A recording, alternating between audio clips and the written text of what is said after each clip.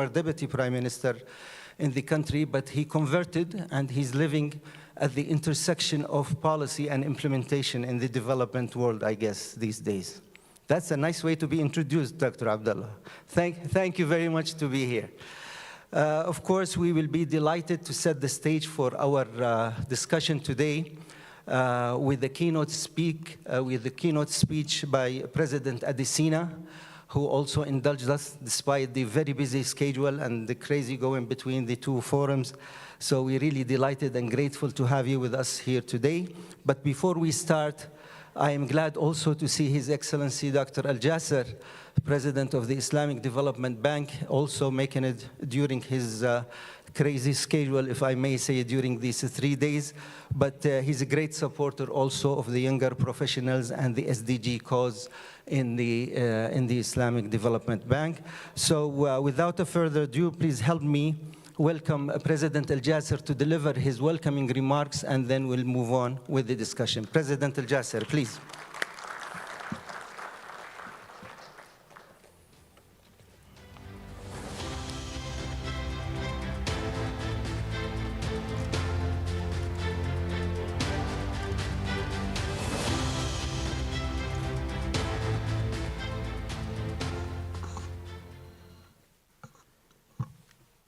بسم الله الرحمن الرحيم والصلاة والسلام على أفضل الأنبياء والمرسلين سيدنا ونبينا محمد وعلى آله وصحبه أجمعين ومن تبعهم بإحسان إلى يوم الدين.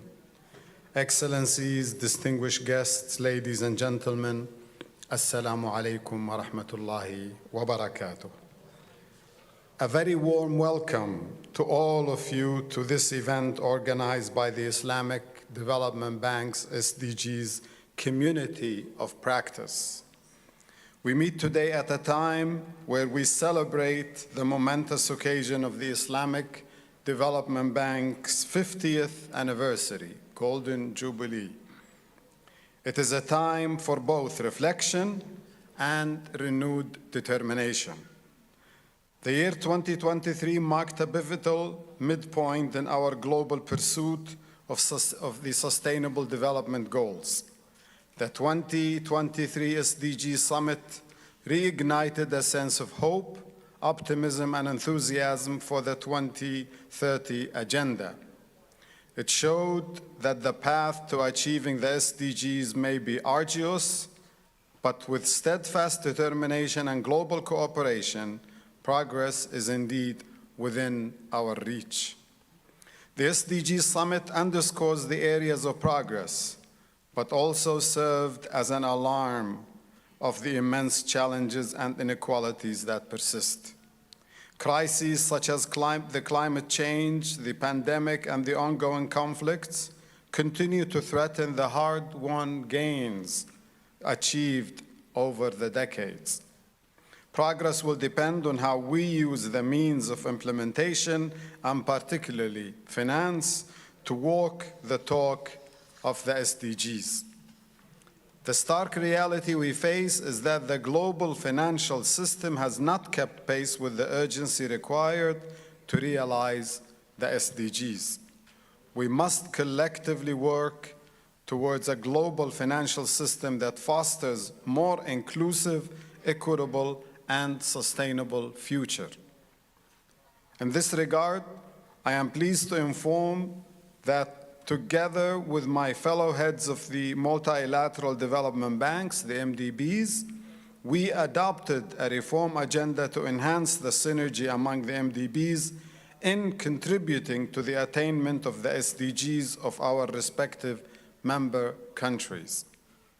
The Islamic Development Bank, with its extensive experience in channeling diverse funding sources and its unique expertise in Islamic finance, is well positioned to catalyze this shift. It is within this context that the Islamic finance adds value, prioritizing not just financial returns, but the holistic well-being of individuals and our planet. Its principles of shared prosperity, risk sharing, and ethical investment presents a clear path towards bridging the SDGs financing gap. This seminar is an opportunity to build on the outcomes of the 2023 SDGs Summit and the recent G20 MDB's reform agenda. The conversation of today will center around the holistic reform of the MDBs, the adoption and scaling of innovative financing mechanisms, and the strengthening of partnerships across all sectors. These are key to mobilizing the necessary resources and making a quantum leap, inshallah, in contributing effectively towards achieving the 2030 SDGs agenda. In facing the immense challenges before us, let us not forget that our strength lies in our unity and our willingness to embrace new ideas and partnerships. Let's make no mistake about it. The task ahead of us is daunting, but it is within our collective power to chart a course towards a more sustainable, inclusive, and prosperous future for all. I thank you once again for your participation, your partnership, and your passion. Together, let us advance towards the SDGs with a renewed vigor and a strong vision. And finally, those of you who have been in positions like mine, you know that there are these committees. We have the Procedures Committee of the Board of Governors that I have to run to now, so I want to be excused. Reluctantly, I ask for that, but I appreciate your understanding. But I wanted to make sure that I'm here to welcome you and to make some points about this very important topic. Thank you very much. God bless you all for all of your efforts. Thank you.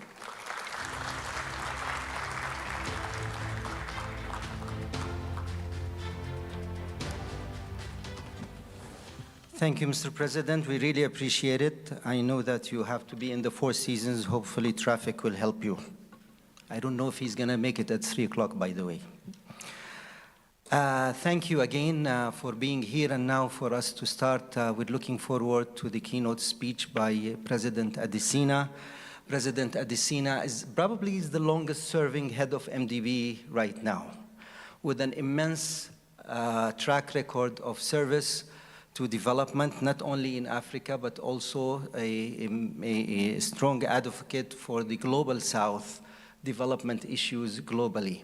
So it's really a great delight for us to have you with us here today. And please help me welcome President Adesina to the podium.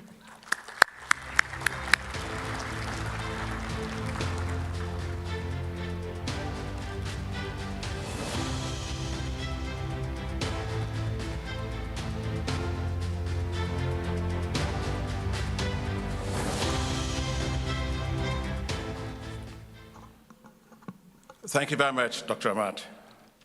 Your Excellency, my dear brother, Dr. Mohammed Al-Jassar, President of the Islamic Development Bank Group. Your Excellencies, friends, colleagues, distinguished ladies and gentlemen. I'm delighted to be here to celebrate with you today the 50 years of the establishment of the Islamic Development Bank Group, so congratulations. It has been 50 years of impactful support by the Islamic Development Bank Group, especially in the 27 of its 57 member countries that are in Africa, as you play your part towards our collective efforts to support sustainable development goals. The African Development Bank Group is a close strategic partner with the Islamic Development Bank Group, and our co-financing stands at $2.4 billion, exceeding our set target of $2 billion. I'm grateful for our partnership, together with the International Fund for Agricultural Development, in developing the $520 million special agro-industrial processing zones in Nigeria, Senegal, and other countries, and our $614 million joint work with the Agence Française de Développement on expanding financing for digital and creative enterprises called IDICE in Nigeria. The African Development Bank and the Islamic Development Bank share a common passion and drive for the SDGs. The African Development Bank, in our work, we actually have 5 priorities: to light up and empower Africa, to feed Africa, to industrialize Africa, to integrate Africa, and to improve the quality of life of the people of Africa. An independent analysis by United Nations Development Program, UNDP, shows that if Africa achieves these high 5s, it will have achieved close to 90% of the Sustainable Development Goals. So thank you for the opportunity to share, therefore, some thoughts with you today on the SDGs, which will be followed by eminent panelists as we chart the course for augmenting the SDG financing. Dear friends, the Sustainable Development Goals represent our global collective agreement that the world deserves to be a better place, not only for a few, but for everyone. The goal is to ensure that no one is left behind. While much has been achieved towards advancing the Sustainable Development Goals, the reality is that the world is less of what we want it to be today.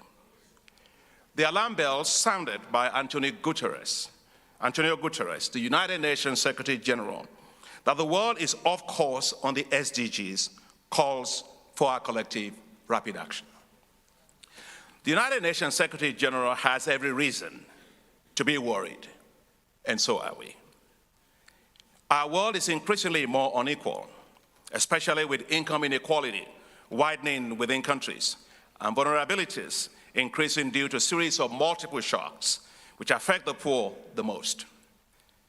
While globally, poverty has been on a significant decline since the early 2000s, these gains have been wiped out as the number of people in extreme poverty has increased in recent times because of the COVID pandemic, high global inflationary trends, geopolitical tensions that have disrupted global value chains and supplies of food and energy, as well as rising debt service costs as developed countries embark on tight monetary policies to reduce inflation. As developing countries face tighter fiscal space from these multiple shocks, the annual financing gap to meet the SDGs has increased from $2.5 trillion to $4 trillion. The challenge, therefore, is to chart a new course for augmenting the financing for the SDGs, which is the focus of the reflection of Islamic Development Bank Group as we all join in celebrating its 50th anniversary. I would like to address 5 areas as we reflect on this topic. First, climate change. Second, food security. Third, energy access. Fourth, access to health security. And I'm glad our Pedro is here. And fifth, mobilizing more resources for the SDGs. So first, the greatest challenge to achieving SDGs is climate change, which is causing devastation of economies with droughts, floods, and cyclones. Globally, the damages from climate change runs close to $180 billion annually. Africa alone loses $7 to $15 billion annually due to climate change, which will rise to $50 billion by 2050. Africa will need $277 billion per year to address climate change, yet it receives only $30 billion annually. To augment climate financing globally, countries need grants, not loans. And the multilateral development banks have a critical role to play. And that is why the African Development Bank has set a target to raise $25 billion for climate adaptation for Africa by 2025. We also devoted last year 55% of our total financing outflows to climate finance. Our African Development Fund opened a climate action window, to support the climate financing needs of low-income countries, with an initial financing of $429 million expected to grow to $3 billion to $14 billion. The bank also pays premiums for countries to insure themselves against climate shocks, and we also launched a $25 billion Africa Adaptation Acceleration Program to speed up climate adaptation action. And in fact, this is the largest adaptation program in the world. We also have adopted, with other MDBs, the climate debt clauses, resilient clauses, that will pause debt payments in the event of extreme climate shocks. We are taking a multi-sectoral approach to climate change.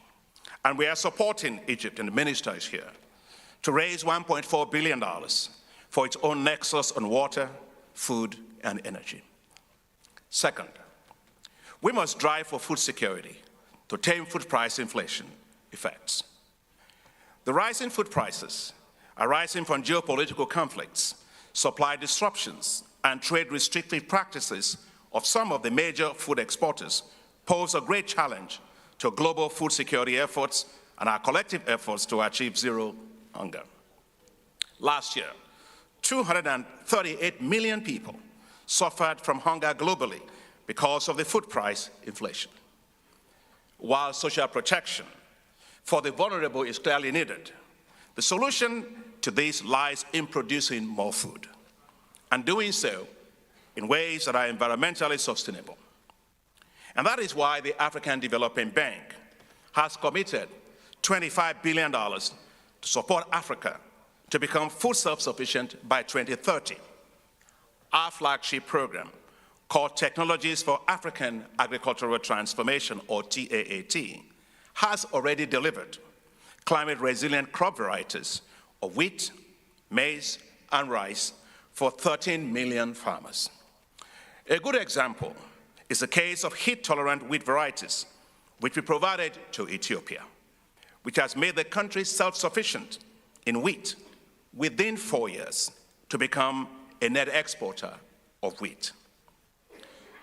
To scale up efforts across Africa, the African Development Bank organized a Feed Africa Summit last year, which brought together 34 heads of state and government and developed country-led food and agriculture delivery compacts to achieve food security by 2030.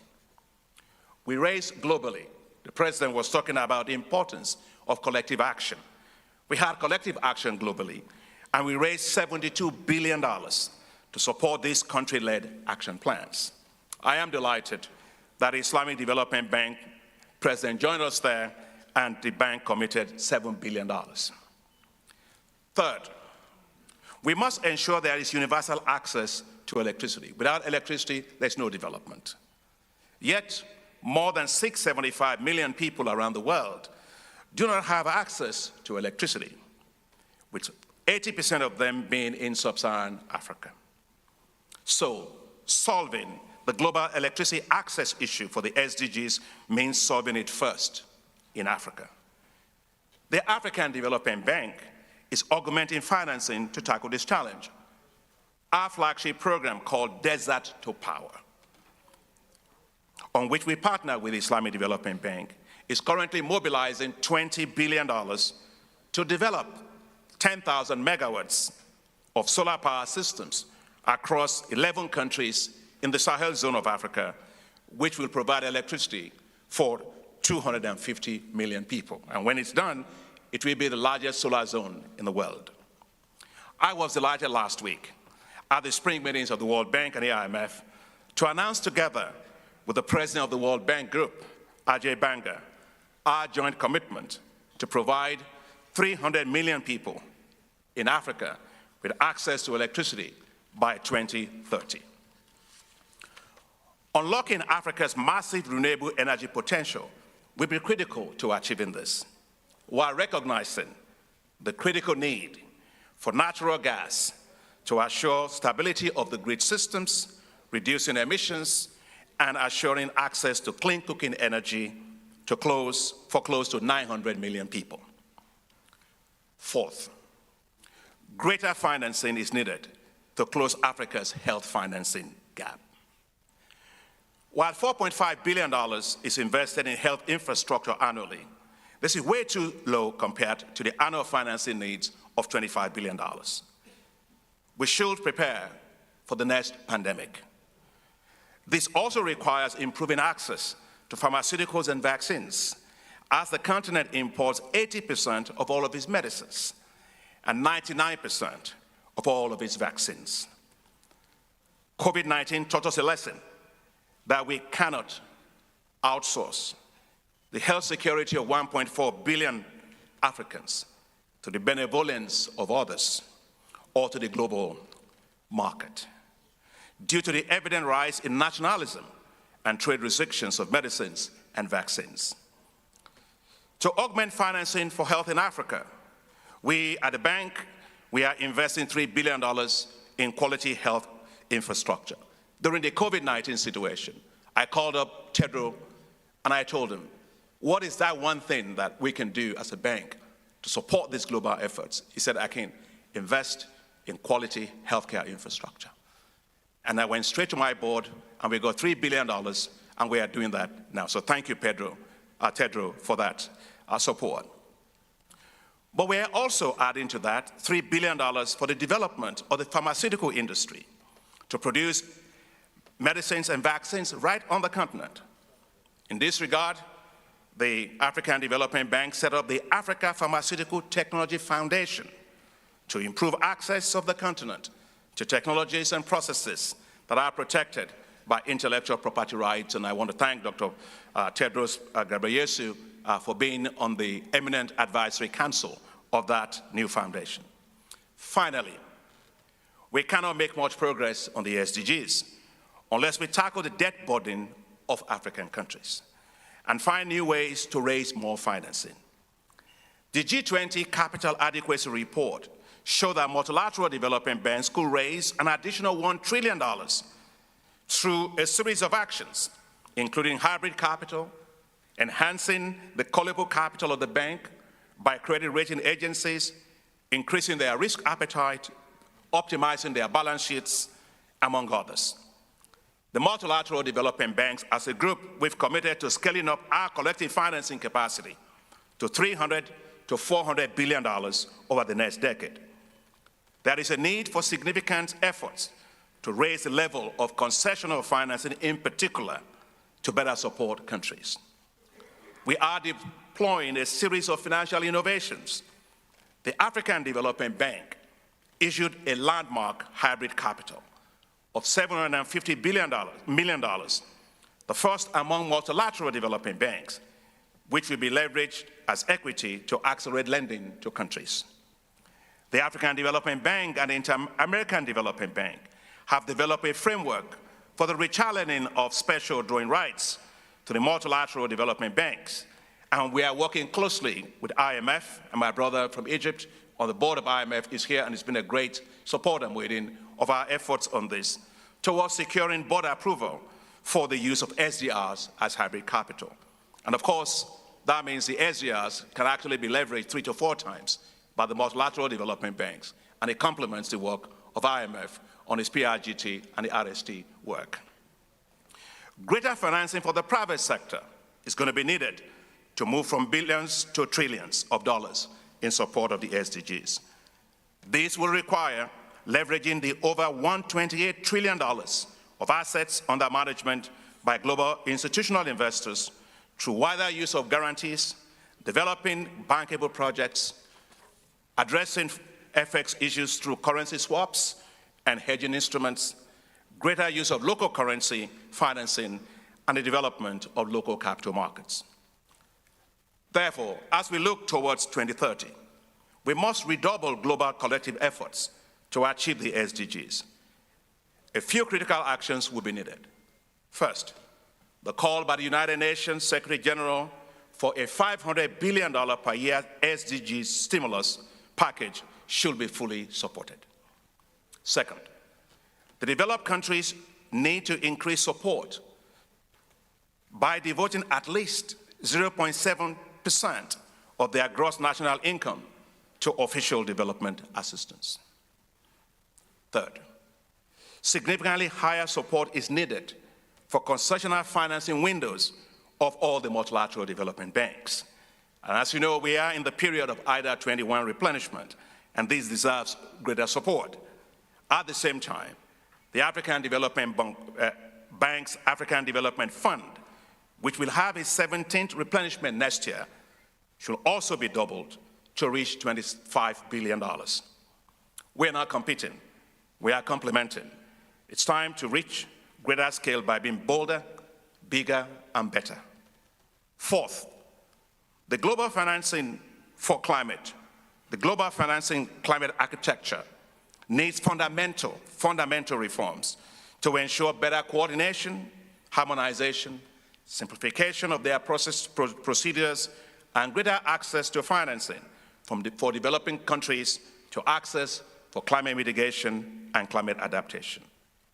Finally, urgent actions are needed to resolve the huge debt burdens of countries, especially those in Africa, through faster implementation of the G20 Common Framework, speedier and orderly debt resolution, and debt restructuring to reduce the extremely high debt servicing costs of countries that are now spending, unfortunately, more on servicing debt than on servicing people to meet the Sustainable Development Goals. Together, let's give hope to the world. Let's deliver the SDGs for a better world for all of us. And thank you very much.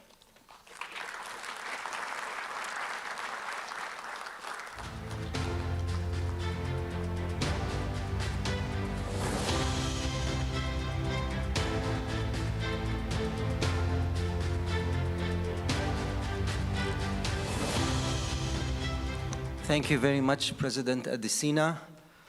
Let's give the world some hope, I guess.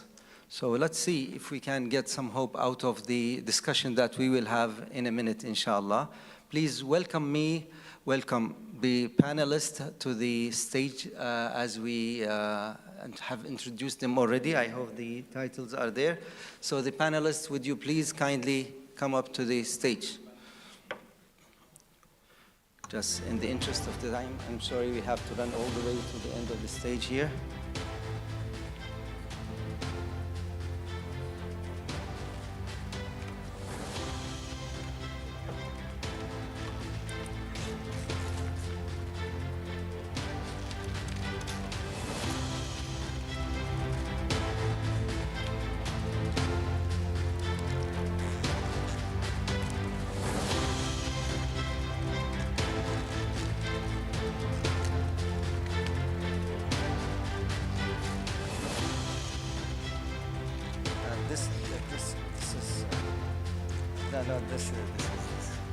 Please just have a seat here. They will manage.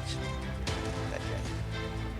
Malish, you're better looking than me, but I mean, sorry.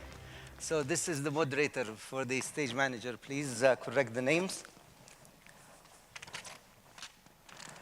Okay, we are so delighted to have you with us over here. And if you don't mind, I'd like to start the discussion with the issue of the COVID-19, since it was blamed for a lot of the regression in the SDGs. It's maybe not a fair way to introduce Dr. Tedros, but a lot of us in the development arena, and maybe more so politicians, whenever it comes to the regression in gains in development, and in particular in SDGs, the first thing that comes up is COVID-19. So I bring you back to your famous press conference, I guess it was in March 2020, when you declared COVID-19 as a pandemic. If I would imagine how difficult it was for you, we congratulate you actually over the resilience and the perseverance since that time and during that crisis. But I have two questions for you. Number one, is it behind us? Number two, what are the major lessons, maybe one or two lessons that you could really share with us, development practitioners, so we don't use COVID-19 anymore as an excuse for our shortcomings in achieving leapfrogging in development? Dr. Tedros, please. Shukran. Afwan. First of all, happy 50th anniversary. Thank you. To ISDB, I'm very glad to join you and more for the next 50 years. So all the best. Thank you. Then on COVID, of course, I think many of you were tired of me coming to your screen every night But we had to do the press conference on daily basis in order to increase awareness about the situation. And we received support from all of you, and I would like to use this opportunity actually to say thank you so much. I think as a global community, we have tried our best, we have done our best, and the situation is now much better. The emergency is over. Not only I declared the pandemic in 2020 March, as you rightly said, but last year May, I also declared it's over, the emergency.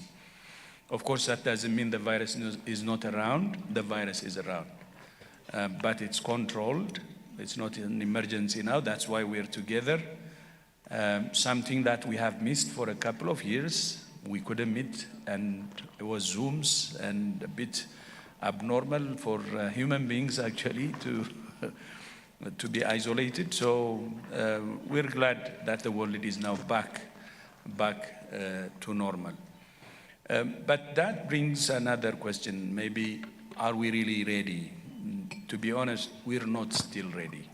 We're still vulnerable, and we may face the same problem unless we speed up the initiatives that we have started.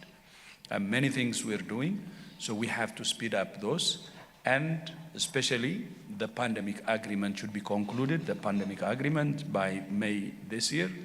So we have the world has a binding agreement to work together to prevent the same thing from happening, and if it happens, to manage it without much impact. So that's what I would say. Still, we're vulnerable, but there are many good initiatives we have started. Then on the lessons, you say true, 2 lessons. I will make it 3 with your permission.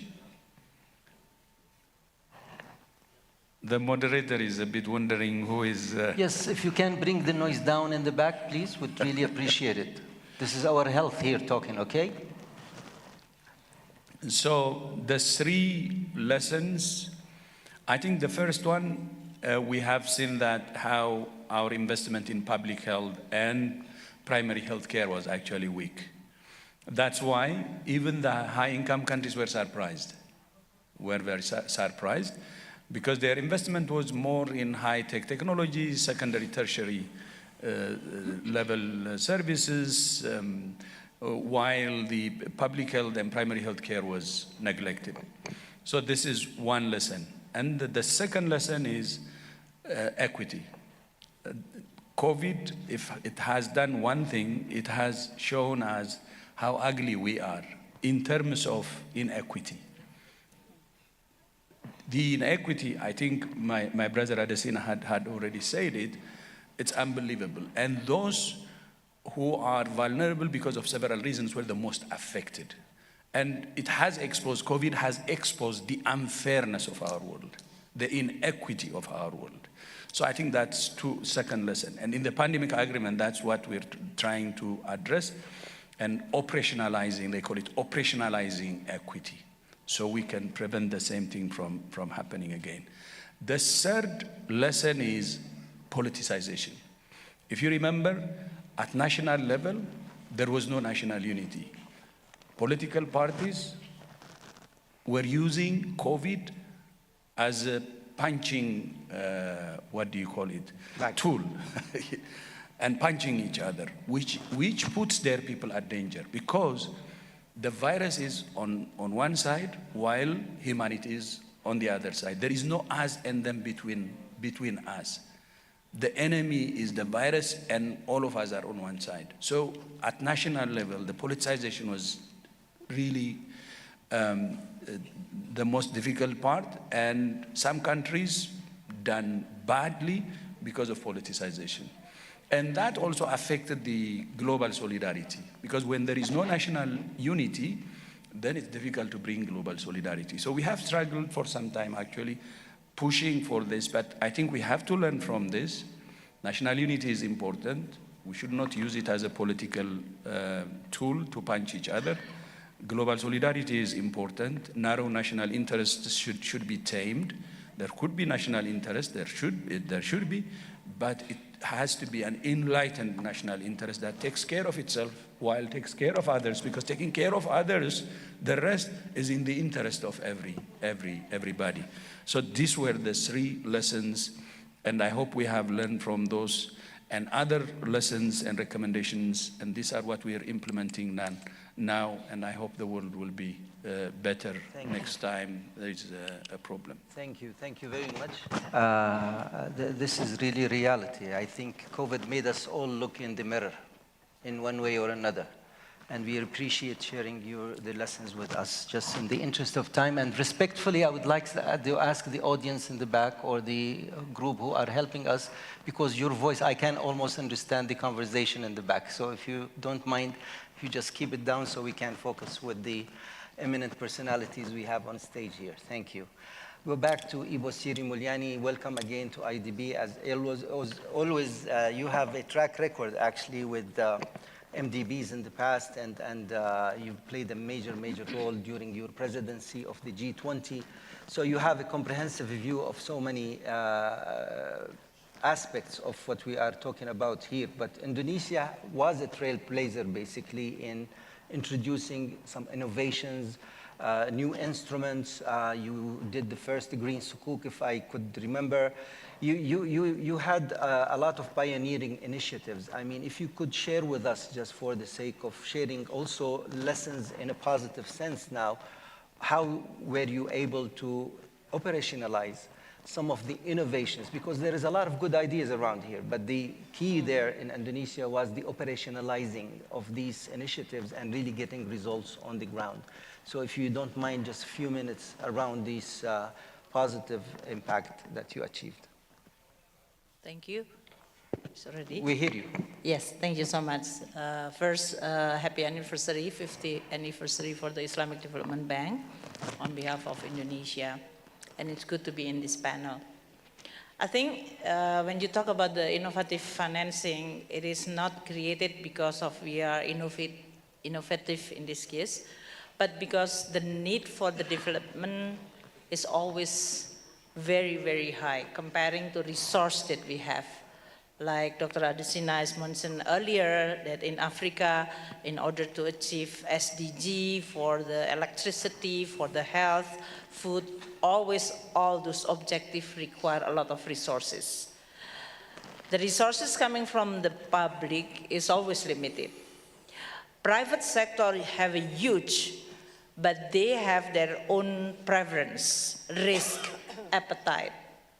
So the challenge for any country is how you are going to use the limited public resources in order for you to be able to mobilize this private sector with the pool of funds there in order to achieve this development goal. In Indonesia, and especially you also mentioned about the Islamic instrument, we actually try to establish many of what operationalizing the idea of innovative financing.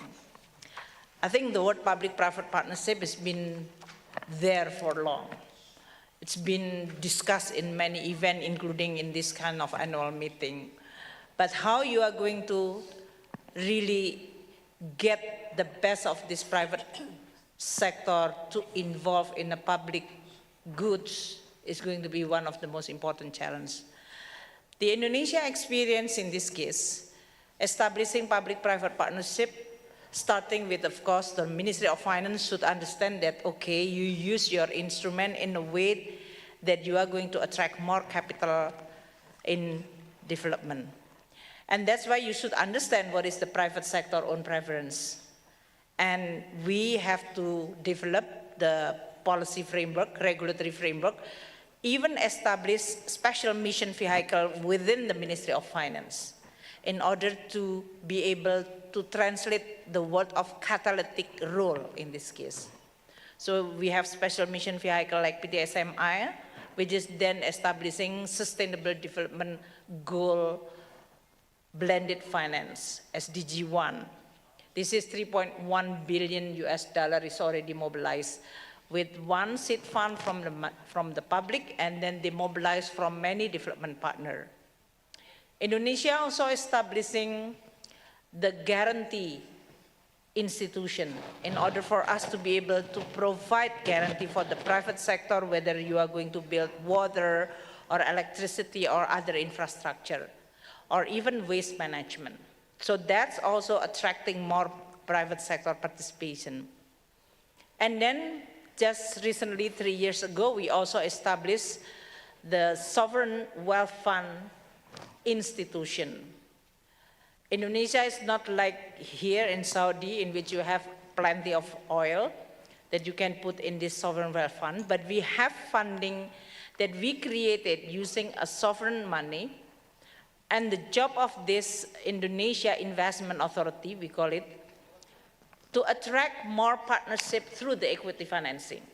So in this case, with around $4 billion equity in the form of cash and share, they are attracting double, that is around 9 billion in partner only within the 3 years. So the growth rate is around 30 to 35% per year. This is very, very high. But of course, private sector willing and interested to join because they see Indonesia economic development and stability is there. The growth rate of 5%, inflation down, and a lot of opportunity is actually coming. In the Islamic financing innovation, Indonesia starting by putting a legislation in order for us, especially for the sovereign, to be able to diversify our financing by introducing the sovereign sukuk and combining with the green, because we also doing a very, very important transition toward a green financing, but that need to be developed further. So we introduced this both in the global sukuk market as well as domestic sukuk. On the global side, I think Middle East is maybe the main market in this case because of the appetite and familiarity with instrument. But we actually also marketing this global green sukuk in Europe. And now if you look at the investor profile, it's quite diversified. It's no longer just the Middle East. Domestically, because now the new appetite of the younger generation to invest, and they want to have the investment also in a sukuk form. So we use this appetite by deepening our bonds market. So basically, in order to translate the idea of innovative financing, you should understand first what source of financing, especially private sector, that they are actually there, the potential. Then understand their risk appetite. Then you have to design both institutional setting, regulatory framework, and instrument to match with those kind of appetite. And this is require quite a lot of iteration in order for us to be able to then establish reputation. With that you are going to have much more, what you call it, an investors as well as partner, not only in terms of lending, borrowing relationship, but equity financing. I think that's the most important one. Excellent. Well, thank you very much. And this domestic sukuk, I think, is an experience that really could be replicated in many of our member countries. If I may follow up, I couldn't resist but really get back to this, inspired by what Dr. Tedros said about the politicizing of things. How do you ensure immunity for successful initiatives, even with government changes in the future? Sorry if it's a loaded question, but I mean, even with government changes, how do you make sure that these are initiatives to stay for the long run? Well, Indonesia is already fourth-time election since what we call it the reform era, democratically elected, open. And during this 4 different government, in this case, meaning that 2 presidents, but 4 different government, I think the continuation and consistency is remarkable. First, because we have what we call it the medium-term, at least view or orientation in terms of public policy making process and political process. The second one, we also established a lot of what you call it a fiscal prudence within our policy framework. Indonesia adopting, even in this case, if you compare with the European, Maastricht agreement or principle of debt, which is not allowed to have more than 60% of GDP, and the deficit in one fiscal year should not exceeding 3% of GDP. And that has been adopted across political party, across different term and period of the government. The law on the Islamic, both banking, non-bank financial institution, as well as the sukuk or sovereign bond Islamic financing has been adopted. So it is being respected or implemented, and it's become one of the packet of each budget submitted to the parliament and being discussed. So I don't really see that there will be a setback. There is maybe a certain preference change from government to government, for example, from mostly in the human capital, and then human capital plus infrastructure, human capital infrastructure plus green investment, small, medium enterprises. Those are all, it's just like in any politics, you are going to satisfy a lot of the constituents with all different preference, but at the same time, the development goal, just like SDG, you have quite a lot of goals, which is very diverse. So it will satisfy with any political preference and priorities. Thank you very much. And we, of course, we pray and we hope that all these works will continue to be sustainable Inshallah. for as long as possible. With the good intentions, good work will go for a long time, inshallah ta'ala. Yes, sir.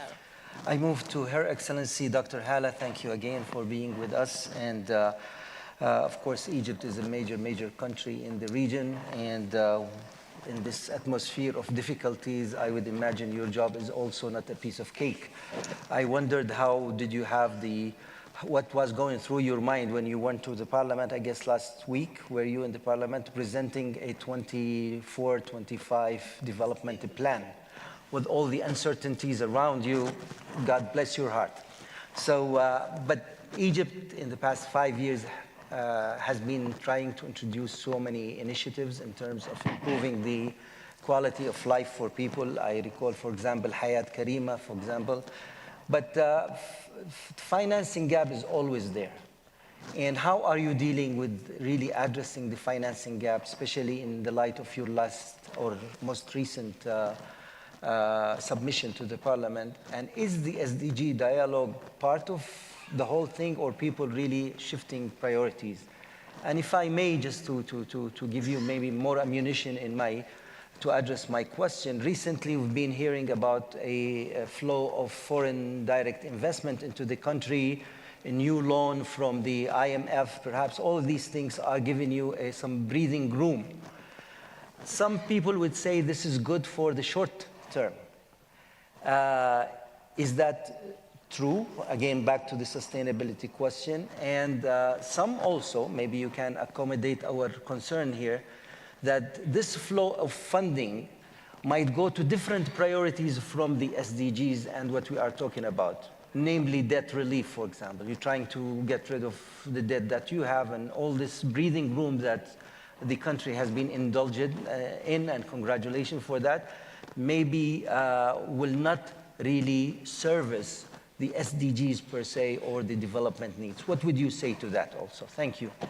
Thank you very much. First, let me thank you for inviting me to be among this distinguished panelists, and I'd like to congratulate the ISDB for its 50th anniversary, inshallah, 50 more years to come with success.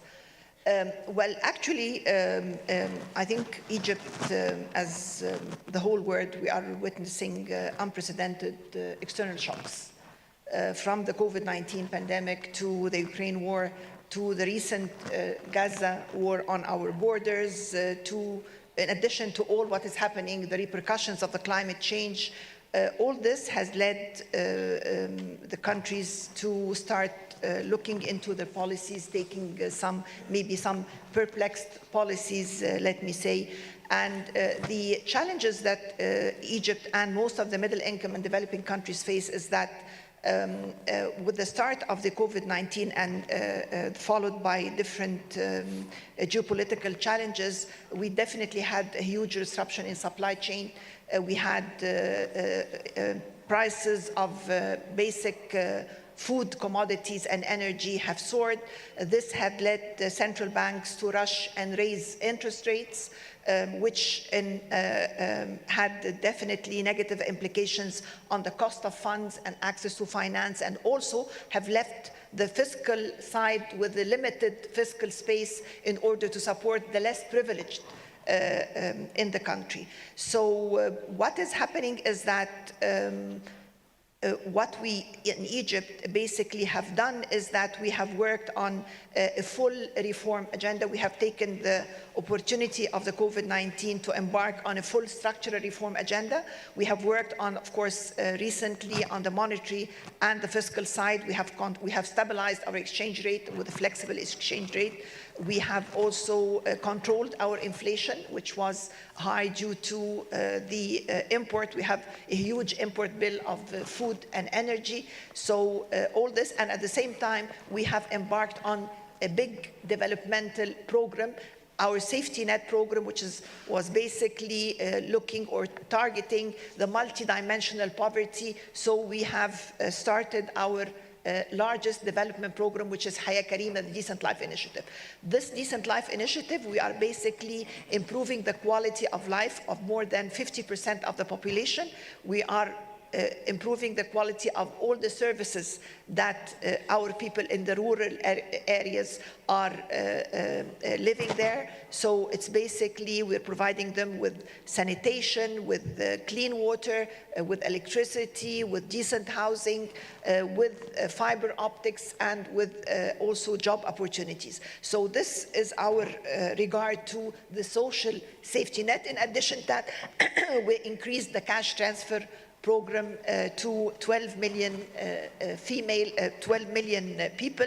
75% of these 12 million are female. So we're targeting basically the female part of the population. In addition to that, we have invested a lot in our infrastructure. Investing in infrastructure was very important to make the economy more resilient and agile in face of all the external shocks. We have built in 58 ports. 18 ports are commercial ports, linking this port network with the high rail train and with the huge road network. So we are linking the sea. We have the 18 ports on the Red Sea and the Mediterranean. We're linking these ports to the inland destination in order to enhance our trade, our exports, and our trade market. We're also focusing on the real side of the economy. So we are enhancing the weight of three main sectors, which is manufacturing, agriculture, and ICT, in order to make the economy also more resilient. We are a populous country, so the labor market is very important to us, and 70% of the population are under the age of 40 years. So we have a huge labor market, and they are young people, so they are able to be well educated, well skilled, and of course they are affordable labor market. So investment in the infrastructure was very important, looking at the real side of the labor market and investing in our human capital, and especially the technical and the vocational part of that. Coming to finance, finance definitely is an issue. And as I said, with the increase that is happening in the prices of basic commodities, of food and of energy, and with the increase that is happening also in the interest rate, cost of finance is becoming. So we started looking into different and innovative ways of finance. One of them was we were the first country to issue the Panda sustainable bonds in the Chinese market. We also amended our capital market law in order to accommodate sustainable bonds, women empowerment bonds, and climate finance bonds. We also issued the first green bonds in the MENA region. We used the proceeds of these bonds to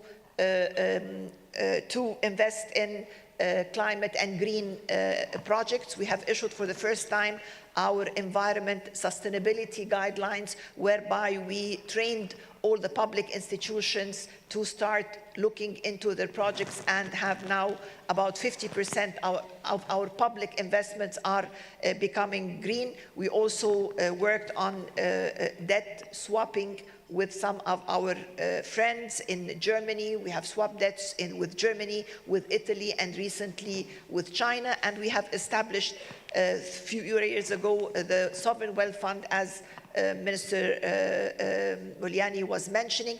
Our Sovereign Wealth Fund is an investment arm. Its main role is to crowd in private sector.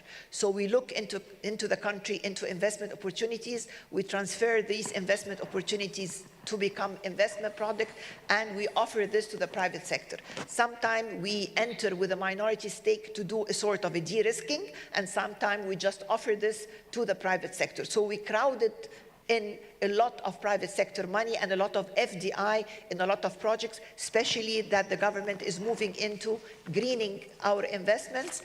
We have updated our integrated national energy strategy to include 42% of our energy mix will be green by the year 2030. The most important thing is that we are transforming the Suez Canal economic zone with the Sovereign Fund of Egypt to become a green and hydrogen hub for hydrogen manufacturing. Sorry. We are aiming to produce about 1.5 million tons of green ammonia annually by the year 2030. Good luck with all these initiatives during a very difficult era. So I'll come back to you in a second round on the private sector because you touched on it a little bit. And as we move along, if you allow me, Dr. Mahmoud, because you are a frequent panelist with us, I would like to ask Dr. Abdullah Dardari. This is his first time with us, so I'll ask him an easy question. I'll come back to you with the tough one. Yeah, I know about Do you mind? Yeah. So, Dr. Abdullah Dardari, thank you very much for also accepting our invitation and for being with us here in IDB. And you being, from the UNDP, perhaps you also can share with us your perspective on a gut feeling reaction to where we're going with this SDGs agenda, 2030 agenda, knowing that we still have only 6 or 7 years to attain that. UNDP to us is more of the, as I mentioned, the intersection between policy and implementation. You're closer to the MDBs in terms of work on the ground. So perhaps you can give us some practical view of what's happening on the ground vis-a-vis the implementation of program to achieve the SDGs. You can also, if you like, touch on the MENA region, since you are, I think, entrusted with the UNDP in the Arab region. But to remind the audience, the ESCWA just said, if we continue doing what we're doing, it's going to take us 60 years to achieve the SDGs. This is a blunt statement coming out of the ESCWA. It's a UN system, I guess, right? Of course it is. So what do you say to that, Dr. Abdullah, please? Well, that's a correct statement. Let me start by saying this. And as a former ESCWA Deputy Executive Secretary, I can only agree with that statement. COVID-19 did set us back in the region. And we are, unfortunately, the only region in the world that's not coming out of COVID-19. As we speak, we are still suffering lower HDI progress than the other regions in the world. Our SDG performance has been hit hard, and our GDP growth is still very much suboptimal and stagnant. Now, we have a budget, we have a funding gap to achieve the SDGs in the region of $660 billion a year. And the region needs $1 trillion of climate investments by 2040 to achieve its climate objectives only. Therefore, UNDP is aspiring and working on to be a bridge between the needs and improvement of planning processes and supporting those plans that we heard now from Egypt, for example. How can we be partner in supporting those plans, but also a bridge to financing? We are not a financial institution, but we work in finance through blended financing, through de-risking, through the integrated national financing framework. But I must say maybe two things on our region before I proceed. The share of the region in global economy was 8% in 1980. It is now 4.5%. Productivity has been stagnant. In fact, productivity has been decreasing in the region in the last 40 years. And we are probably the only region in the world where there is a reverse relationship between public investment and productivity. So the more we increase public investments, the more we, at least from a Pearson correlation point of view, we see a negative relationship. So yes, we have to work on bringing the finance, and we are working with the countries and in the region, but we have to address these basic questions of productivity. Should productivity continue like this, we will not only need 60 years to achieve the SDGs, we will need more than that. So as we are dealing with all these complex issues as a partner of choice for our countries in the region, both for policy development, implementation, and bridging of financing, we are also dealing with Gaza rebuilding, Lebanon resilience, Yemen resilience, Sudan recovery, Syria recovery, and all these complex issues at a time when we have systemic and structural deficiencies in our region.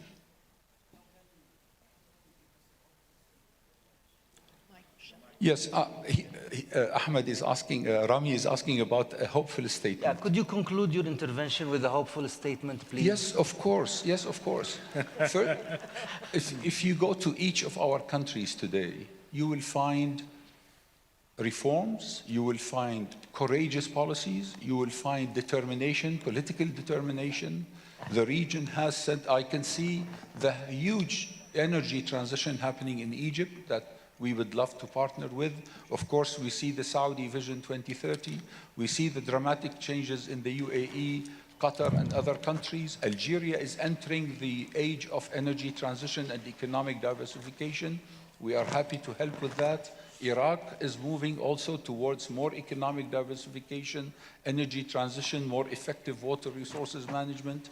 And we are building the strategies and the resources and the support mechanisms to be the partner of choice of our region in this difficult but hopeful transition.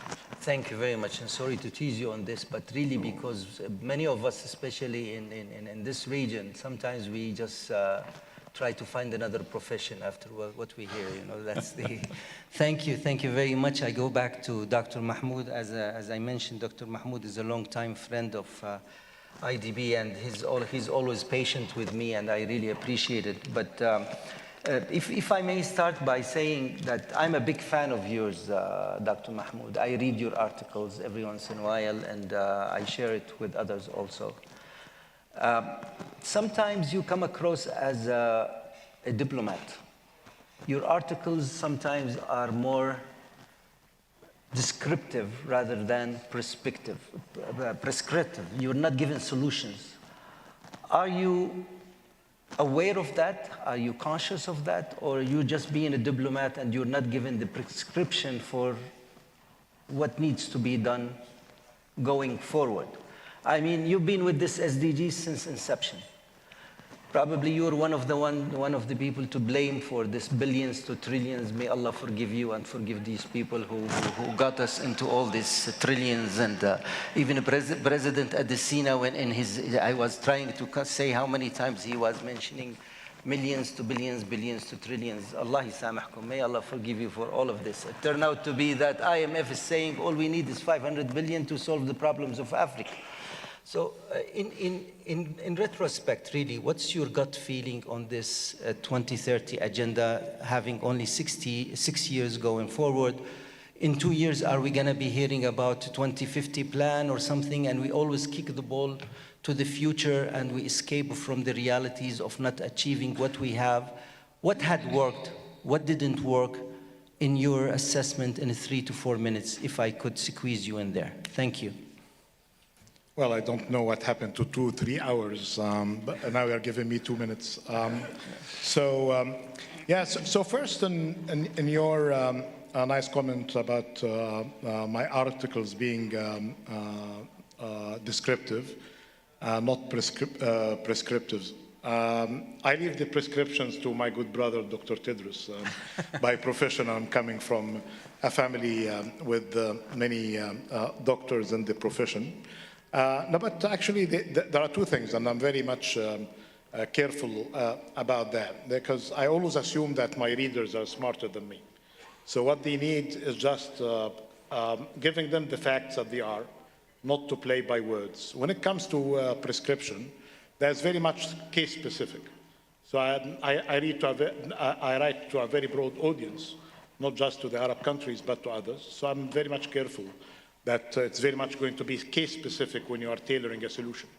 And I'll give you some prescriptions. I bet that you will not be happy with them at the end anyway. On the billions to trillions, yes, this came from my office when I was at the bank. The managing director then, Sri Mulyani, was there as well. We can blame her also, right? No, you're sharing the blame now, I see. No blame. You know, there are independence of the staff and this is the beauty of working in international institutions, including the Islamic Development Bank, that the staff are free to share their views. And actually, we had two titles. One is basic about mobilization finance to achieve the Sustainable Development Goals. It's very boring. Had a very artistic colleague of mine, Marcus Coriati from Italy. He liked the idea of leveraging that everybody was talking about today, including President Adesina. This is basically about billions to trillions. Of course, there is a bit of exaggeration from billions to trillions. That means a leverage of 1,000, but basically the idea is to move from the billions mobilized at home and the billions through the ODA to fill the gaps everybody identified. Now, unfortunately, as described by, and this again a description, by Larry Summers and Professor Singh, that we are today in a world of negative flows to developing economies and emerging markets. We're in a world that has billions out and millions in, if you want to play with the billions, millions, trillions. This is the reality. $68 billion went out from developing economies and emerging markets to private sector. If you're talking about the MDBs, it's $40 billion that went out from the MDBs to the MDBs from the developing economies and paying back debt, especially the ones accumulated during the COVID era. And the net capital flows to developing economies are only $2 billion of concessional finance. So, well, I don't know if my good brother Abdullah was giving you an optimistic or pessimistic story, but he's giving you facts. We are in a development crisis, and everybody needs to be aware of that. Many of our countries are spending more on debt service than what they spend on education, health, and basic services put together, and we are in a great reversal. So this is the prescription of what we have today. This would require completely different game, and I gave you the three areas of work. You mentioned at the beginning the stimulus suggestion of the Secretary General. And this is not just about the 500 billion that President Adesina mentioned. He started by, actually, what I told him, this is the very well-established logic in the Arabic culture and the Muslim culture, that prevention of harm should be prioritized over bringing the benefits. درء المفاسد يجب أن يقدم على جلب المنافع. So we need first to deal with the issue of debt. And we cannot really sustain it that way. Any magic that we have, and you can put whatever billions to deal with the problem, we need to deal with the debt issue. The second part is basically how to bring more private capital supported by domestic resource mobilization and supported by concessional finance. And we need to be less dependent on debt. In every aspect of development, we are more dependent on debt, and this is basically the origin of the crisis. When the very smart colleagues of Dr. Adesina came to the IMF to promote the idea of having SDRs for capital, we said, well, the leveraging shouldn't be just debt for debt, but debt for private sector support. And this could be just the seed capital that can bring more private equity participation. The other thing is not just about finance. It's about technical assistance, about capacity development, about data system. Dr. Rami, when you started, you mentioned the 15% on target. This is actually suffering from the fact that we don't really know exactly what we're talking about. This is the best guess in some of the targets because 30% of the SDGs globally, we don't know exactly what's happening. No data. No data, no quality data. And the final thing, and this could be a good suggestion here, is great that the African Development Bank is highly represented. The Islamic Development Bank is hosting us today. Two important aspects of the work I have my affiliation, I love to my former employer, the World Bank. But I would say those two banks in particular are better in two areas, mentioned by Her Excellency Dr. Hala, and as well of the work that I know of Dr. Sri Muliani, is basically about the localization of the work. That these two institutions travel in many cases where nobody else is traveling, localizing the impact at the subnational level. And the other thing is basically about the connectivity for regional perspective. And there is a great deal. Yes, the Islamic Development Bank is beyond region, but you are represented, or the Islamic Development Bank are represented in many regions. But again, the regional dimension is important. Why I'm saying that? Because we have a great deal of concern when it comes to the global dynamics.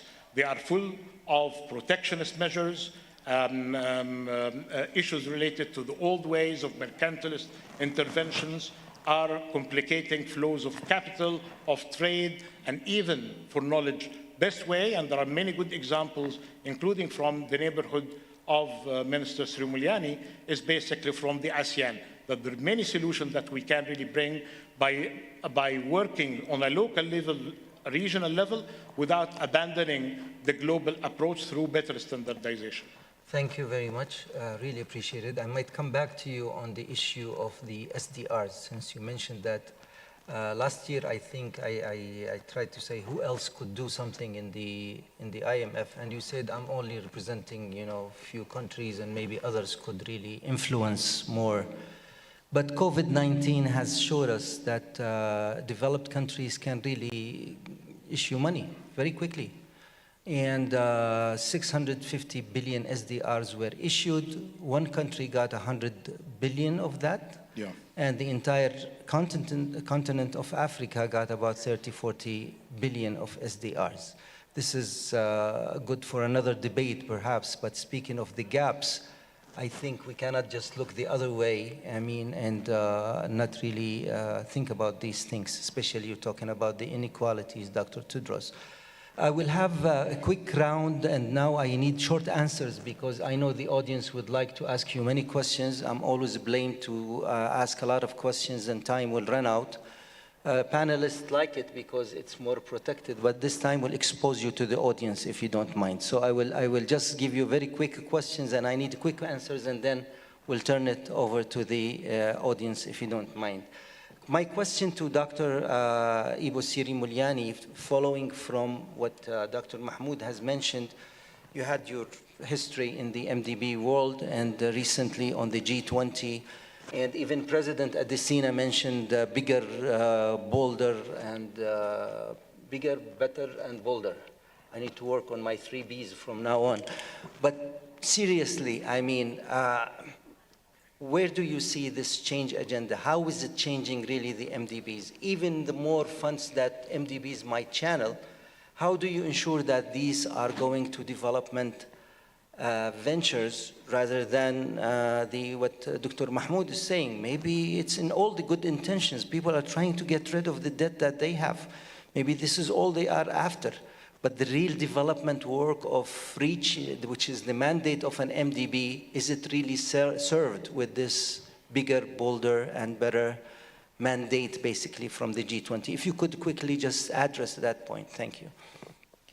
Well, I think the G20 leaders, as well as the momentum of the World Bank IMF annual meeting, is providing quite a strong momentum for the MDBs to reform. The reform is badly needed, not only that we are looking for the SDG setback, but also the new challenge, which is already mentioned by Minister Hala earlier, that the climate change, demographic challenge, geopolitical, trade protectionism, higher for longer interest rate. Mahmoud mentioned about that many of the developing countries not getting new capital inflow, but actually serving their debt more rather than the new lending. So these are all the situation that is now becoming very, very dire if you talk about the development goal, when we are all committed to eliminate poverty and sharing prosperity in a livable planet. The reform is really needed. Bigger is only one solution. You can become big if your financing power big. And that can only be coming from the existing balance sheet, working harder, so the equity is going to be leveraged more, and that's why they talk about the hybrid, you talk about blended finance, you talk about using guarantees so that it can scaling up. Or you are going to use the equity, working harder by lending more, so the equity loan ratio should be less, meaning that every dollar on your equity is going to sustain more lending. Or in this case, if you combine with the question regarding the concessionality, that's actually harder, because concessionality can only be financed through the revenue of commercial or to the middle income in this case, and then that's become subsidizing for the goals or low-income countries. Or you have to put fresh money in this case. Fresh money is becoming very, very scarce because many countries, even the rich advanced country, they are in a fiscally difficult position, politically also difficult. So we really have to make sure bigger coming from their own balance sheet, then they are going to put also in this case new capital. This is the same thing like the IMF. Many of the Mahmoud work in the past is actually from billion to trillion. Half of it is actually coming from your own country reform on what you call it domestic resource mobilization. So if you're not reforming, not getting more revenue, you are not going everywhere. So really everybody have to work to work hard. Bigger, better. Better is the business process. I think Islamic Development Bank, just like many other, the complaint of the client, they are all first. It takes so long from the concept note to the implementation. Can be 90 days. Now Ajay in World Bank want to reduce into 60 days, 2 months. That's record breaking. I don't know about African Development Bank. I know that Islamic Development Bank can be 3 years from idea to the real. So I think the word is already changing a lot, and then the idea will only be implemented. I think this kind of business model need to have a radical change, meaning that the management of all these MDBs should really work hard internally, looking at the process, looking at your staff competency, approval, all those things need to be implemented. I'm glad that now the MDB working together. For example, like in Indonesia, you have collaboration for the health, Dr. Tedros for the reform, and this is combination Islamic Development Bank, World Bank, as well as IsDB, and they are all is going to use the one procurement procedure. That's really a progress. I hope that can be used more as a standard governance or business model. More, bigger, better, and then bold, or in this case, more effective. I think the more effective, you really have to look at the more evidence-based. I sincerely see that many MDB really have to look at what is the impact of each of your financial operation. And that means that you have to really have the independent evaluation, look at the real impact, whether this is creating job, improving the prosperity, eliminating poverty. That's going to be something that really need to be more effective. And more effective meaning also that you actually can work together. I think each MDB have their own constraint in terms of their capital. So every $1 of the Islamic Development Bank can attract another dollar from IsDB, from World Bank, from AIIB, or from other fund. And then you then catalyzing this to the private sector, it will have a much better impact. So working together, meaning that less ego, less, in this case, fragmented, be more cooperative and synergized. That is going to be the most important one. Thank you, and we're looking forward for your participation on Tuesday. I think we have a Future Vision Symposium. 3 sessions. One of the sessions is dedicated to the really the reform of the MDBs and what does it mean for the future of the MDBs. So who's interested, whoever is interested, you are most welcome. So thank you, Siri Mulyani. If I could go back, but I need short answers, please, so we can open the floor to Dr. Hala. If you mentioned the private sector 3 or 4 times in your intervention.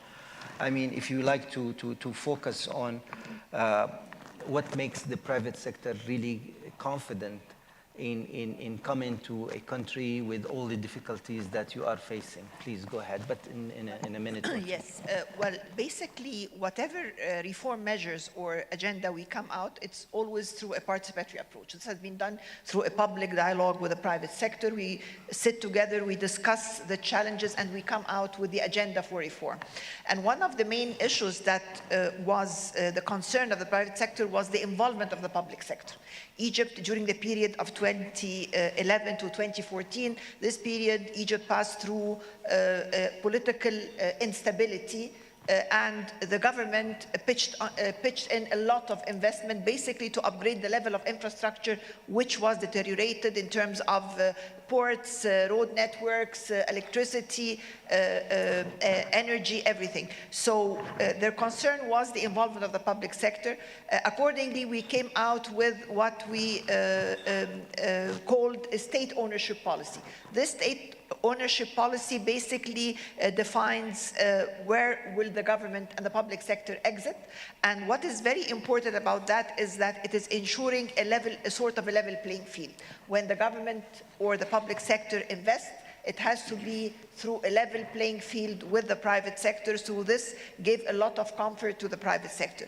The other thing is that we started our IPO program, which is, we started with 32 companies. We have divested about 9 companies to date, which is almost about $5.6 billion in divestiture of the companies, and it has went very smoothly with the private sector.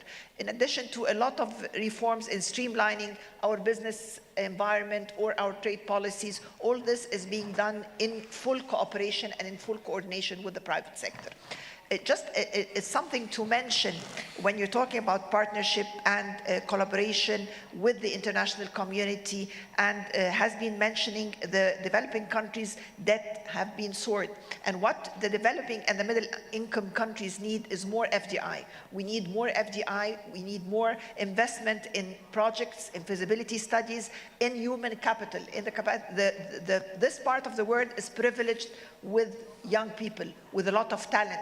So we need to invest in these people. And if we look at the population of the middle income and the developing countries, it's basically 85% of the world population. And it's providing the world with almost 45% of the commodities. So FDI and partnership and collaboration between the developed and the developing world will be a win-win situation for both. Thank you. I have many questions, but I think I should turn it to the audience for questions. I know you would like to address issues on climate and fragility. I'll come back to you, Dr. Abdullah, if I could. But let us take a round of 3 questions and see what the panel, I see a lady in the front, very enthusiastic to ask a question. Please introduce yourself and make it quick so we can benefit from the panel, please.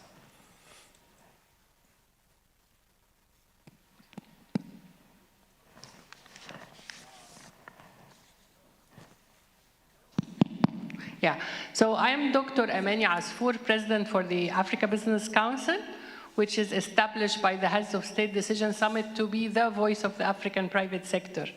And as Her Excellency Dr. Hala said, the role of the private sector, actually within our Africa Business Council inclusive, we have different clusters which speaks to health, to trade, to industry, to energy. So I would like to ask the panelists about the role, how do you figure the role of the private sector, the indigenous private sector? Because, for instance, if we take the healthcare gap in Africa, we are losing 80% of our cancer patients compared to 24% for Europe, because we are lacking diagnosis and treatment for cancer. If we're really talking about our food security, we are importing $100 billion per year, while we have 65% of the arable land of the whole world. So this formula will not really be achieved, and we will not achieve the SDGs unless we empower the indigenous private sector with an enabling environment. So the question, how can we empower the indigenous private sector? Gotcha. Thank you. Thank you. Any other questions in the back, please, the gentleman? Thank you. Adam Cotter from TZ Bank. A question really for the ministers. Why have we seen fewer SDG-linked bonds, especially from sovereigns? And what lessons can we learn to build that market, especially in local currencies? Less SDGs what? Linked bonds. Bonds or sukuk. Okay, thank you. Question in the front, please, here. It's all from the right side. The left side, any hands, so I don't get blamed. No questions from the left. All the questions are coming from the right. Dr. Rami, Go first ahead. of all, thank you very much for you and the SDG Committee of Practice. This is a great session. I would like to borrow a few words from His Excellency at the SINA. He mentioned 5 sectors very quickly. He said climate, food security, energy, health, and I think the last one was mobilization. So from the private sector perspective, we tend to try to be everywhere, to help SDG, toward SDG contribution. What is the advice from the panelists if you would like to focus only on 3 that maybe has, a stronger tie to others, which 3 they would prefer for private sector? Who would you like to address the question to? Maybe I'll go to, all of them respected. Dr. Mahmoud, of course. You have big fans around here, Dr. Mahmoud. Why don't we start with this, and then we'll come back to the indigenous private sector and the SDG bonds, please. Right. Thank you so much. And you had a question as well about the SDRs and link it to the matter. The 650 billion came in the context of supporting the global efforts to deal with the impact of COVID-19. The 650 with the figure that we cannot go beyond, otherwise you'd need parliamentary approval from some of the key holders and the shareholders. So 650 is being referred to for that. The distribution is based on quota. And that's why, as you rightly mentioned, some of the countries, members of the G7, one country, could really exceed the whole continent of Africa. This is the world that we're in, and that's why we're asking for a revision of quota, for revision of the governance, and to have a kind of an agreement from the very beginning before any kind of future distribution of SDR, that there will be some sort of an agreement that the allocation should be there. Otherwise, we'll go through the agony of issuance and then rechannel. But until this moment comes, especially that people like Professor Stiglitz, for instance, said, if we are serious about funding development and climate, the world would need anything between 250 to 300 billion of annual issuance of SDRs. I'm not seeing and this is basically political in terms of the determination whether to have it or not. And that's why I mentioned, in the absence of global leadership, I would go local, and I'm happy with the question on the private sector at the local level, and I would go regional because there are lots of synergies and complementarity. And then the question on the private sector, we cannot dictate to the private sector where to go exactly. We give information, we de-risk, we improve business environment, we provide facts, we provide incentives, and we provide as well de-risking tools. Actually, there are 2 things I like to alert you in the global context today. If you are in a private sector in an African country, or a typical member of the Islamic Development Bank, the 57, you are between a rock and a hard place. And you call a rock the IRA, the Inflation Reduction Act of the US, and the hard place is the CBAM of Europe, the cross-border adjustment mechanism. And this is not just affecting climate, it's affecting investments in infrastructure, in the supply chain, impacting middle size. What to do about that? It's a long story, but you cannot afford being with lack of competence or efficiency. And you need to use your diplomacy, your political ways of convincing your development partners of the implications of these measures and the spillovers, what's called the unintended consequences, but you need to invest in improving the business environment, lowering the transaction costs, and having a better dialogue with the MDBs. I claim that the MDBs are very much demand-driven. So if you go to areas that the private sector is better in doing, I would claim, let me be super aggressive here. I would say that in a typical middle-income country, members of the Islamic Development Bank or the African Development Bank, they may not need investments in mitigation today. They may need mitigation of risks, and they need more funding for adaptation. as they do now, more in water management, food systems, agriculture, all of these areas, because the private sector identified its role in these particular areas. And here, this is basically about how to do a better job in leveraging public finance, in de-risking, and getting all of these sectors mentioned open for business without really telling people where to go, because private sector is smarter on identifying the risks when they have better knowledge, and when they are about getting return, they could be better as well in identifying the returns. But you need really to make the level playing field really level. Okay, thank you. I was wondering if any would like to address the indigenous private sector, and maybe Ibu Siri Mulyani on the SDGs bonds. Maybe what are your thoughts on the SDG bonds? Well, I think the question, what is the experience Indonesia with the sovereign Sukuk Green from 2018 to 2023, we've already issued around $5.5 billion US. The experience showing that the compliance cost or effort time is actually quite demanding when you are claiming that your instrument is sukuk, mean that this is Sharia compliance, and then green, that means you have to also show that they actually supported by the green project. So there is quite a lot of reporting which is quite demanding. In terms of the spread, it's not really providing a competitive one. So it is not, and this is being discussed in a coalition of the finance minister for climate action when we talk about how to finance the transition of many of the country toward a green investment, and issuing a green bond not necessarily provide you with a better pricing yet. And this is a problem with the market, on the bond market. I think this is going to be one of the issues that need to be addressed globally. The third one on domestic currency, local currency, we issue retail. This is, as I mentioned earlier, it's much more stable and quite competitive. The most important is for Indonesia because we are relatively young demographic.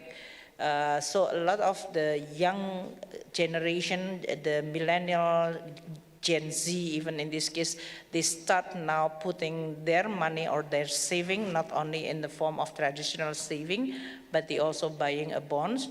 That provide us with quite a buffer of the stability, because they usually buy and then hold until maturity. So they are not going to be affected by the war in Ukraine or in Middle East or oil price and so on. So that's a good side. On a wholesale, institutional investors, especially for the indigenous, I think this need more long-term fund in Indonesia, for example, like insurance and pension.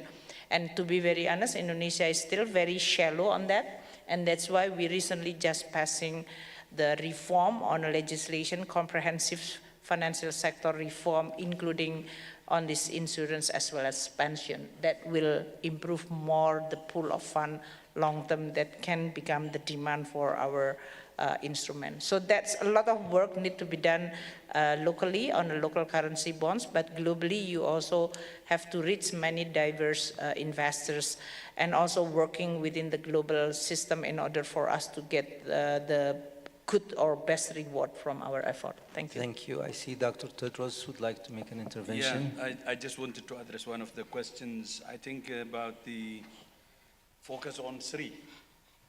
I think focus on Sri, it's not because I'm from the health sector, but health should be number one. Should be number one. Number one. Without health, we cannot do development. There is nothing. He said without electricity, we can't do development. No, as an individual, if you're not healthy, you don't pray for anything, nothing. If you're unhealthy, you will always say, God, please give me my health back. You don't want money, you don't want anything, actually. It's when you're healthy, you can get out of your bed, then you will ask for many things, whether it's energy or whether even food, by the way. If you're unhealthy, they wouldn't even, it's the health that comes first. Then, of course, education is important. That means the two are the human capital, then food security, then energy can come. That's the three. But the reason we're forced to select between two important things is because the world is spending its money, wasting its money in other things. Do you know from 2022 now to 2023, the military expenditure globally increased 6.8%. 6.8%. And the total expenditure now is, somebody can correct me from the military, 2.43 trillion annual. You can have a look, you can check. This doesn't show lack of money. This shows we want to fight each other. That's our priority. We don't want to save people. We don't want to keep people healthy. We don't want people to live better, to prosper. Our priority, the world now is clear, war. And that has to stop. So my recommendation is, instead of talking about, okay, we have this small envelope of 500 billion and how do we share it? Why not we do the silly things we're doing? Why not we stop doing the silly things we're doing? That's it. We would have a lot of money that could cover all the priorities, all. Very, very profound. And the most courageous choose peace. The most courageous choose peace. Very profound. And there is money. Very profound. Thank you very much. And Thank you. speaking of, yes. Speaking of the investing in health and health facilities and the health of the people, we cannot escape the facts on the ground in Gaza, for example. At least the IDB has invested and has worked with the money of the Gulf, basically, to implement so many health projects in Gaza over so many years, just to see them down the drain in a few weeks. Let alone the human suffering. This is not our subject at this stage. It's so painful. May Allah subhanahu wa ta'ala bring peace to that thing. But the point is, if we are talking technically speaking about MDBs, development institutions, SDGs 3, what do you say when we invest so many years in health facilities just to see them all go down the drain in a matter of no time? And let alone the suffering of 2 million people at this stage. May Allah bring peace. Let me conclude. I need to get to Dr. Abdullah Dardari, and maybe, I don't know if there is a time for anything else, but later on I'll just give 1 minute conclusion from each one. But I needed you to address the issues of climate fragility and all of this. How do you finance these things? Especially in your region, after the optimistic view that you gave us. Well, I'll try to explain through an example. Please. We just published a report on climate change and conflict in Yemen with the Denver Future Institute.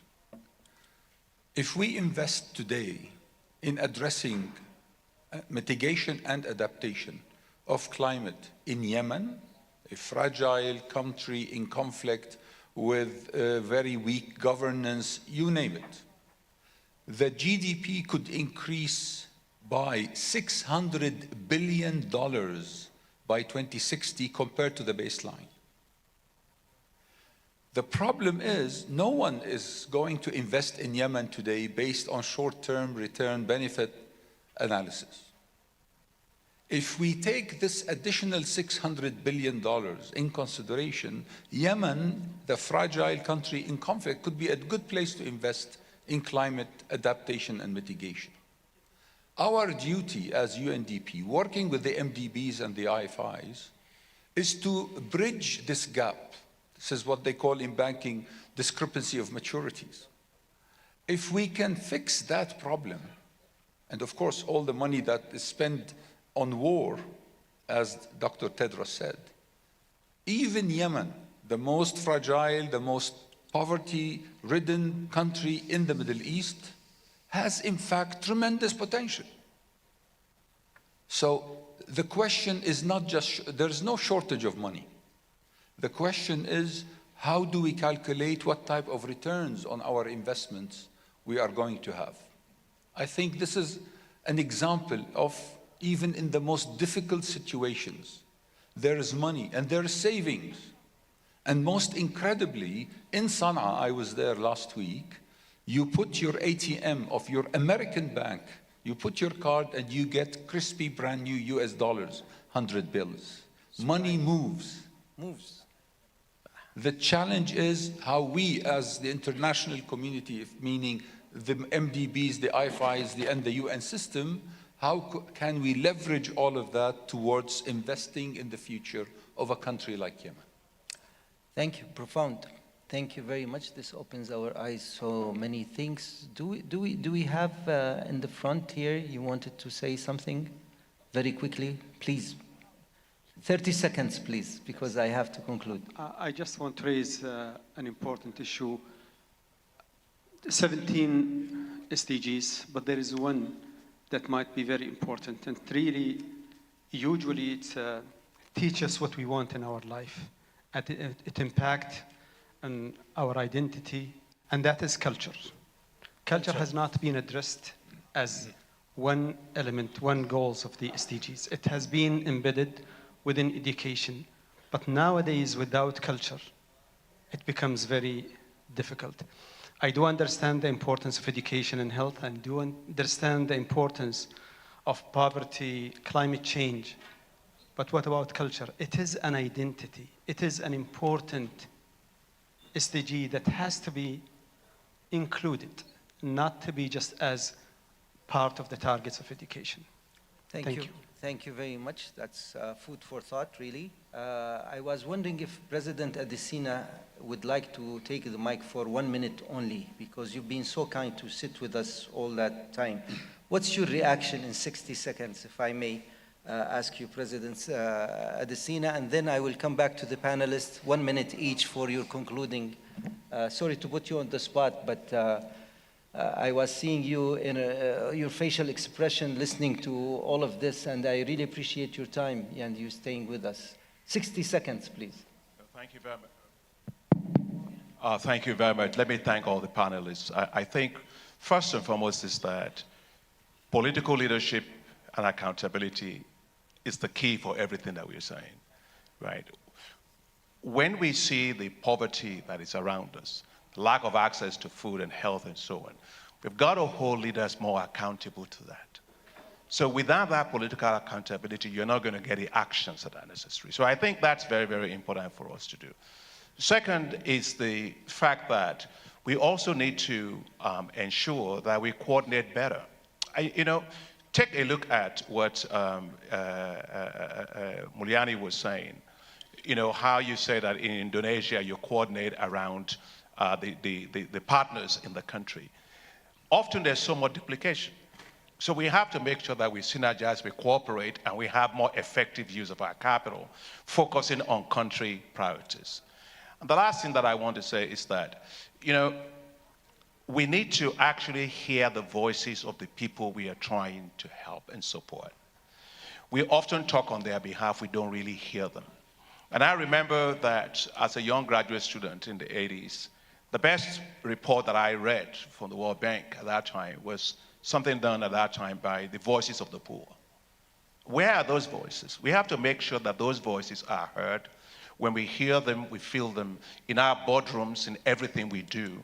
We have to strain our ears to hear the needs and have the heart to act and make the right decisions. We cannot just say them as statistics. We really have to have a more humane approach of dealing with development so that we can actually take actions and fast-track things that have to do with the billions of people that we are talking about. Thank you very much. Spot on. Thank you very much, President Adesina. Appreciate it. Let's start from the end, if you don't mind, Dr. Abdullah. In 60 seconds, your final thoughts, please. And I'll come all the way to Dr. Tadros, please. Well, thank you for the opportunity. All I want to say today, few simple points. First, there's no shortage of money. Second, there is the incentives to bring that money to the right people is not there. We are working on a Takaful program to bring insurance to 100 million farmers Asia, Africa, and the Middle East. Because without insurance, farmers will never get money. So the incentive system today to reach the poorest of the poor, it doesn't exist. And I explained about Yemen. And third thing, there isn't a clear connection yet in macroeconomic policies with SDGs. So the macroeconomic decision makers are not really capable of saying, this is the impact and the direct causality between what we do and what we achieve at the SDGs level. So sometimes we are not accountable for it. Thank you. Sometimes it's just window dressing. Retroactively, they look at see where is the connection to the SDGs, but really they have a different way of looking at it. But good points. Dr. Mahmoud. On the future of SDGs, areas related to culture and mobility could be reflected better as goals and targets. But let's remember that SDGs were put as a kind of a critical minimum for the world. If you can really be doing better, nothing should prevent you from adding whatever you like in terms of health, education, infrastructure, resilience. And this is the critical minimum after lots of years of conversation. The other thing, that the SDG is basically about investment in human capital, in infrastructure, including the new infrastructure, and investment in resilience. You cannot do that while we have the negative capital flows of what's so-called now the Great Reversal. So what we need really to address the reality in a complicated world order, or lack of it today, lack of order. Of my experience, during the replenishment of the Green Climate Fund, the one of the cards that work better than others is not the mutual interest and mutual benefits and the good spirit that Dr. Tedros spoke about, the common sense, the peace, and all of that.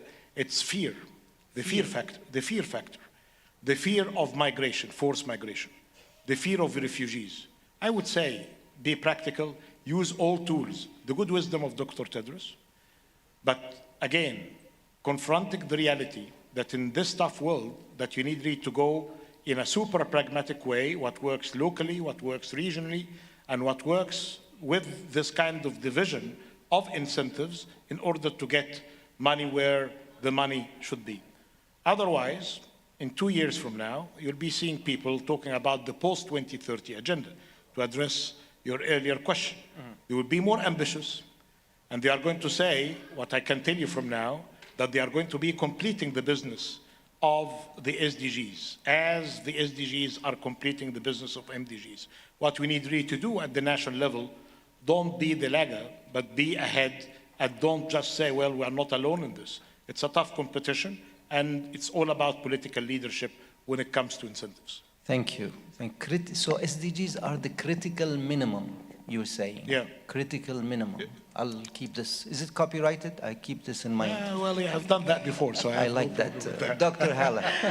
Actually, we have to consider the distribution of technology. Distribution of technology, the inequality of distribution of technology between developed and developing and middle income countries is very important. There is a huge gap between the distribution of technology in developed world and in the middle income and developing countries, and this leads to huge inequality. Also, distribution of technology inside the developing and middle income countries is definitely inadequate. That's why the need for official development assistance, the need for FDI for developing and middle income countries is very important. Partnerships, definitely, each country has to adopt a balanced approach with partnerships with different countries and different MDBs. However, there is no one-size-fits-all for all countries. When we adopt policies, it's very important that we adopt policies that are aligned with the country's values, with the country's cultural situation, with its development stage, and also with its demographics. So that's all what I want to say. Makes a lot of sense. Thank you very much. Ibosir Mulyani, please. I think because this is the forum of the MDBs, when we talk about the SDG, first, for all the MDBs need to work bigger, better, and bolder. That's going to be the minimum, maybe you call it prescription minimum effort that need to be done by MDBs. But SDG cannot be achieved without country-owned effort. I think the responsibility for all sovereign states to work hard in reforming leadership, accountability, and really working hard in improving your own capacity. And in this case, the MDB's role in providing not only financing, but also knowledge and capacity building is very, very important. The third one is we all know that, as Tedros mentioned, that resources is there, but now priority is more on the security and military spending. And that's why I agree that it is actually about the priority, and peace is the best for all of us to talk about the reducing poverty, sharing prosperity. That is going to be the most important one. The third, we all know that digital technology is going to be quite dominant in changing a lot of the landscape of the development. There are quite a lot of, in this case, opportunity, but that's also creating a new challenge, including even threat. So we really have to put into account. Don't forget, when SDG was launched, many countries in the world, especially for the emerging and developing country, they mainstreaming SDG within their development plan and so on. But then it is more like a pro forma rather than an effective tool in achieving this sustainable development goal. So we should abandon all those the formality, but really look hard on the real effective way in implementing this SDG. Thank you. As usual, thanks for this wisdom. We finalize with Dr. Tedros. 60 seconds, please. Yeah, I think we can make progress in health if countries or leaders can recognize health as a fundamental human right, an end in itself, but at the same time, a means to development, because it's a healthy society that can also be a prosperous society. So it has actually two advantages. One is a right, an end in itself, we have to believe that, and second, it's a means to development. And many countries, of course, believing that they have it in their constitution, because this is a political commitment, as Akin was earlier saying, without political commitment, it doesn't work. We have 140 countries now who have put health as a fundamental human right in their constitution, but if other countries could follow, plus those who have put in their constitution could implement it, it's not just writing in the constitution alone that helps, but if they could implement it, then with that commitment, resources can come. The money can follow, if that principle is recognized. Then the other is, of course, we work with finance ministers now. We have a joint health and finance ministers in the G20. It's going very well. And Sri Mulyani was an architect on that initiative. And many finance ministers are really committed now. And that means many are starting to understand that health is an investment. It's not a cost to contain. And that makes a difference, by the way, in order to invest in health.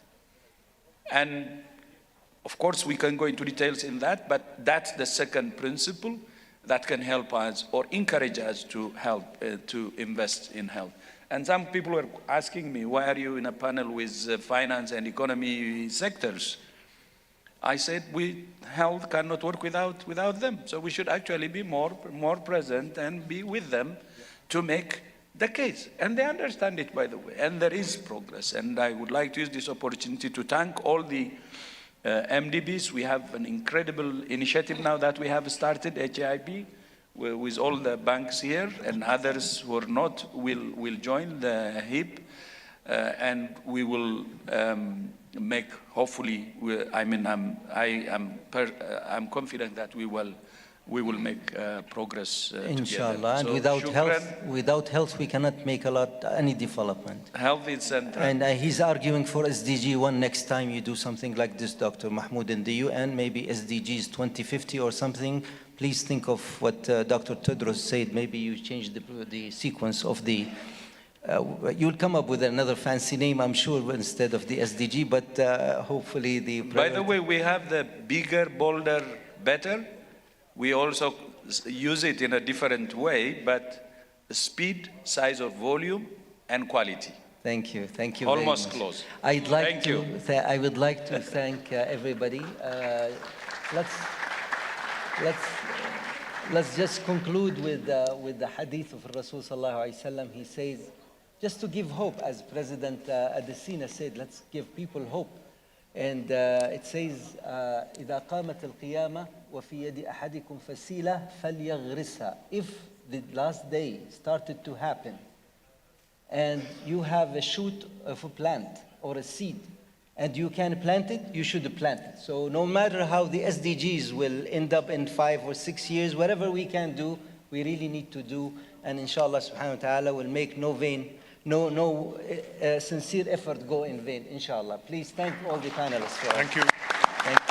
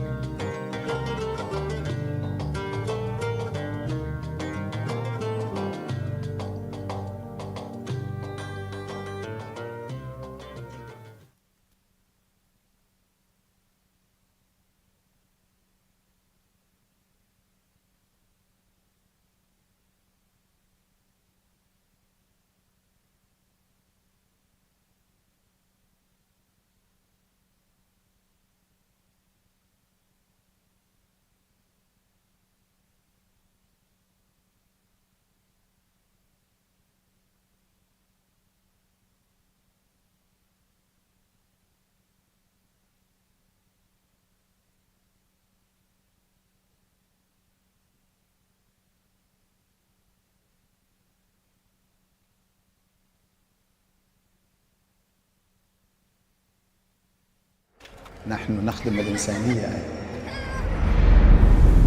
Welcome to the heart of innovation, where the sand dunes of time meet the waves of progress. Welcome to Riyadh, the pulsating capital of the Kingdom of Saudi Arabia. In the cradle of civilization, where dreams soar higher than the desert dunes, a beacon of hope rises. For 5 decades, the IsDB has been a catalyst for change, empowering nations and transforming lives. As we celebrate half a century of resilience, determination, and progress, join us for a monumental event under the patronage of the custodian of the 2 holy mosques, King Salman bin Abdulaziz Al Saud. Ministers, policymakers, industry leaders, and change makers from 57 member countries and many partner organizations will converge to better shape the future of sustainable development. From 27th to 30th of April 2024, Riyadh will be the epicenter of global dialogue and collaboration. Join us as we continue this collective journey of collaboration, inspiration, and transformation. 2024 ISDB Group Annual Meetings and Golden Jubilee, celebrating 50 years of impact, innovation, and partnership. Cherishing our past, charting our future. نحن نخدم الإنسانية. Welcome to the heart of innovation, where the sand dunes of time meet the waves of progress. Welcome to Riyadh, the pulsating capital of the Kingdom of Saudi Arabia. In the cradle of civilization, where dreams soar higher than the desert dunes, a beacon of hope rises. For 5 decades, the IsDB has been a catalyst for change, empowering nations and transforming lives. As we celebrate half a century of resilience, determination, and progress, join us for a monumental event under the patronage of the custodian of the 2 holy mosques, King Salman bin Abdulaziz Al Saud. Ministers, policymakers, industry leaders, and changemakers from 57 member countries and many partner organizations will converge to better shape the future of sustainable development. From 27th to 30th of April 2024, Riyadh will be the epicenter of global dialogue and collaboration. Join us as we continue this collective journey of collaboration, inspiration, and transformation. 2024 ISDB Group Annual Meetings and Golden Jubilee, celebrating 50 years of impact, innovation, and partnership. Cherishing our past, charting our future. نحن نخدم الإنسانية. Welcome to the heart of innovation, where the sand dunes of time meet the waves of progress. Welcome to Riyadh, the pulsating capital of the Kingdom of Saudi Arabia. In the cradle of civilization, where dreams soar higher than the desert dunes, a beacon of hope rises. For 5 decades, the IsDB has been a catalyst for change, empowering nations